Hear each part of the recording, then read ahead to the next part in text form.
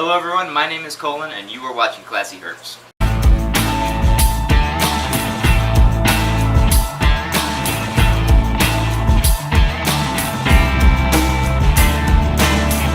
So today I'm going to talk about leopard geckos. I've talked about these guys in my past on my channel a little bit, but it's been a long time, and so I wanted to retouch on these guys now because I personally have certainly learned a lot about them in that time period, so I'm going to kind of re-go over all of that today.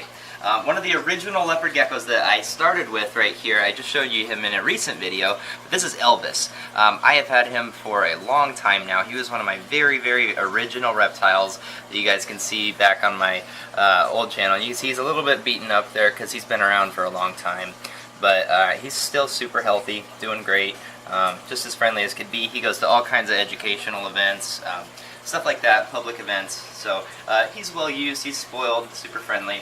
But I'm going to talk about today how I go about and produce these guys on kind of a semi-commercial scale at this point, because here in a reptile store, these guys are one of the most popular sellers here. Everybody can have these as a pet. It's a beginner thing that pretty much anybody can take care of. Literally, a 6-year-old kid with adult supervision can take care of a leopard gecko with pretty good results.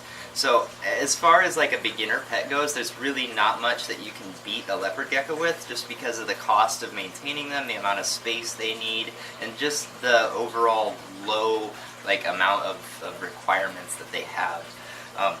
So I'm going to kind of talk about how I go about producing these guys and how you guys get them in your home from a store like mine.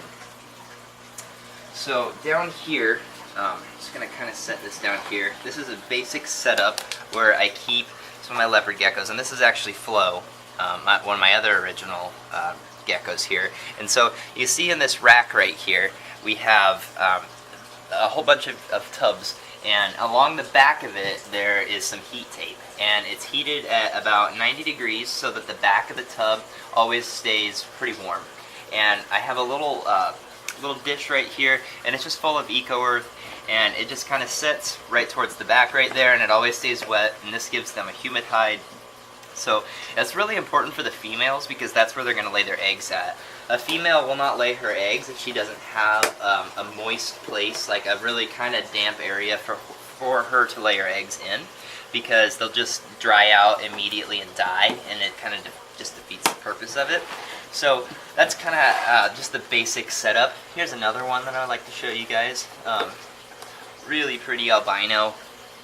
You see, she's actually pregnant right now, and so I wanted to kind of show you here. You can see in her belly right here and here, those two big pink areas, those are 2 eggs. And she's going to lay those probably within the next week or so. When you can start to see their belly get fully bulged out on either side like that, that's how you can tell that she has some pretty far along developed eggs. So she's probably going to deposit those in this box, and it's pretty easy to see because when I go and I check on these guys every day, I come in here, and if all of the substrate is all piled up to one side like this, then I can tell that she's been digging, and it's just as easy as going under, finding the eggs, moving them into the incubator. So it's a pretty simple process. You just kind of have to keep an eye on it. And like I said, they're very easy to take care of. I can actually breed them pretty successfully with only checking on them once a day. So I feed these guys mainly mealworms and crickets and dubia roaches, but mainly mealworms and dubia roaches. So they get a dish like this put in there, and I put in a whole bunch of mealworms or dubia roaches in there and replace it with the food or the water bowl up there, and then I swap them out every other day so they get the option of food or water. They don't really need to eat and drink water every single day, and these tubs are only so big, so that's kind of why I do that, just to save on space. You see, here's some of my other males over here. I'll show you one that's a little bit different. Like this right here is, you know, he's a little bit, you see, the breeders don't get handled nearly as much, so they're a little bit more crazy. He's a pretty cool guy. Lizard. Some other ones here. This is another one of my males. Some different kind of color variations that can happen. Pretty cool animals. So do you have any questions about these guys? How many eggs do they lay? So every time a leopard gecko lays eggs, that's a really good question. They lay 2 eggs because each leopard gecko has 2 ovaries, one on each side, and like 99% of the time a female will lay her eggs in pairs. And when she does that, she is going to do it in like monthly cycles. So when she breeds with a male in the springtime, when they come out of Burmation, then like a month or so after that, she's going to start laying her first clutch. And about every month or so after that, she's going to lay another 2 eggs.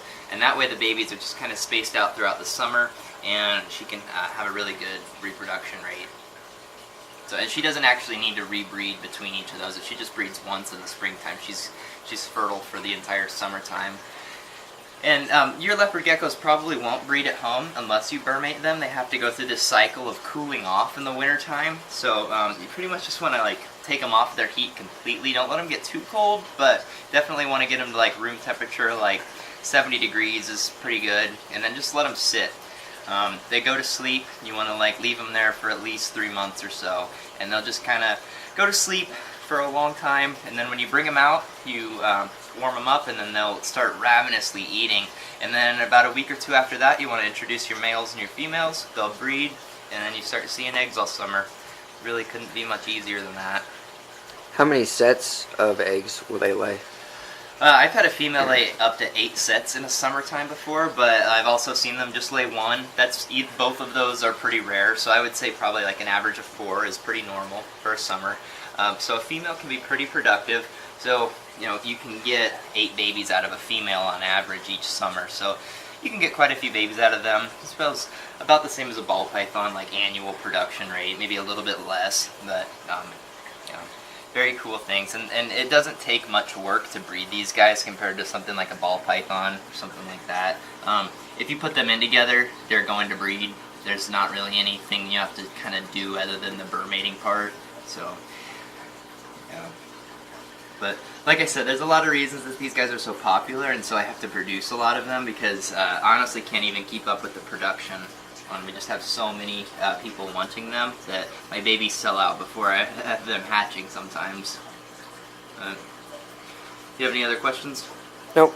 Cool. Thank you for watching ClassyHerps.